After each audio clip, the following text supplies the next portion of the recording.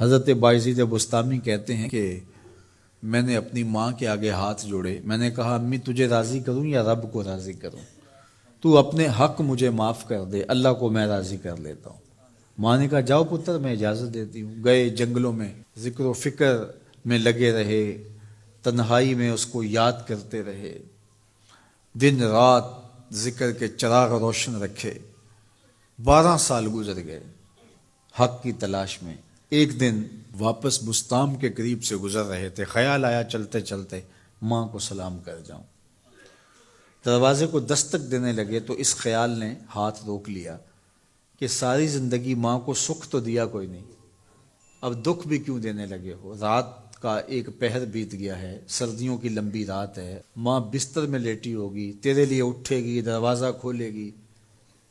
دروازے کے ساتھ ہی لگ کے بیٹھ گئے اور ساری رات کاٹ دی، اس خیال سے کہ ماں کو تکلیف نہ ہو۔ جب سحری کا وقت ہوا تو اندر سے جو نالی آتی تھی اس نالی سے پانی آیا، سمجھ گئے میری ماں تہجد کے لیے اٹھی ہے اور وضو کا پانی ہے، تو فوراً دروازے پہ دستک دی۔ اندر سے آواز آئی بیٹا بایزید میں ابھی آئی۔ مائیں بیٹوں کے دستک کے انداز سے جان لیتی ہیں یہ کس بیٹے کے ہاتھوں کا لمس ہے۔ 12 سال کے بعد آئے، دستک دی، کہا بیٹا بایزید میں ابھی آئی۔ ماں کی تو نگاہیں ہی دروازے پہ رہتی ہیں۔ اللہ اکبر۔ کہتے ہیں کہ ماں نے دروازہ کھولا، 12 سال جنگلوں کی خاک چھانتے بیت گئی تھی، پراگندہ صورت، بکھرے ہوئے بال، پھٹے ہوئے کپڑے۔ میری ماں کی جب نگاہ میرے پہ پڑی تو اس کی چشمان سے موٹے موٹے آنسو ٹپکنے لگے، اور اس نے ایسے ہاتھ پھیلا کے کہا مالک میرا بیٹا بایزید تیری طلب میں نکلا تھا، تو نے ابھی تک اسے اپنا قرب نہیں دیا۔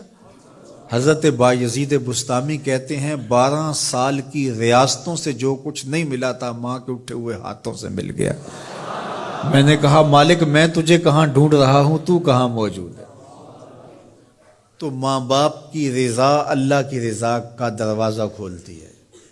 جن لوگوں کے ماں باپ ناراض ہیں اور وہ جا کے پیر صاحب کی خدمت کرتے ہیں، اور میاں ماں کے قدم چومو، باپ کی ٹانگیں دباؤ، ان کی خدمت کرو، تمہارے پہلے مرشد وہ ہیں، ان کو راضی کرو، پھر کسی شیخ کامل کی صحبت میں آنا، دیکھو کیسے دل کی بند کھڑکیاں کھلتی ہیں۔ ایک مرشد تو ناراض کر رہا ہے اور دوسرے مرشد سے تمہیں کیا ملے گا؟ تو راستہ یہیں سے کھلے گا۔ والدین کو کبھی ناراض نہ کرو، والدین کو کبھی دکھ نہ دو، والدین کو کبھی تکلیف نہ پہنچاؤ، اور والدین کو بھی چاہیے کہ اپنی اولاد کو اپنا نافرمان نہ بنائے۔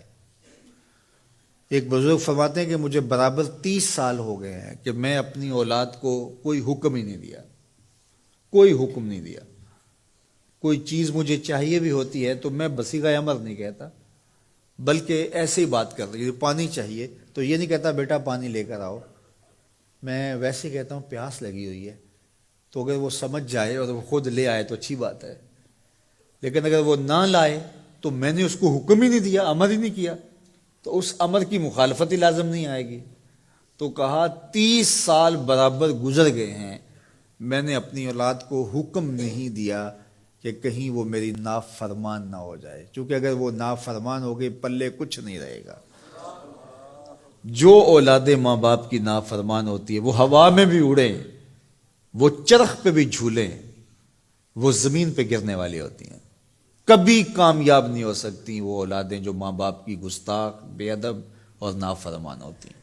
وہی اولادیں سرخرو، کامیاب اور کامگار اور بامراد ہوتی ہیں جو ماں باپ کی خدمت کرتی ہیں، ماں باپ کی دعائیں لیتی ہیں۔